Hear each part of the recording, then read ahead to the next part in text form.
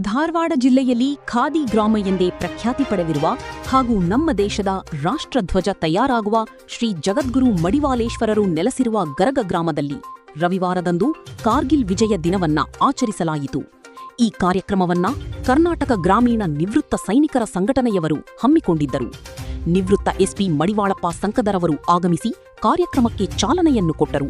ಹಾಗೂ ಕಾರ್ಗಿಲ್ ಯುದ್ಧದಲ್ಲಿ ಭಾಗಿಯಾಗಿದ್ದಂಥ ಭೀಮಪ್ಪ ಯಲ್ಲಪ್ಪ ಜಾಧವರವರಿಗೆ ಹಾಗೂ ಇನ್ನೂ ಹಲವಾರು ದೇಶ ಸೇವೆ ಮಾಡಿ ಈಗಷ್ಟೇ ನಿವೃತ್ತ ಆಗಿ ಬಂದ ಸೈನಿಕರಿಗೆ ಸನ್ಮಾನ ಕಾರ್ಯಕ್ರಮವನ್ನ ಬಹಳ ಉತ್ಸಾಹದಿಂದ ಮಾಡಲಾಯಿತು.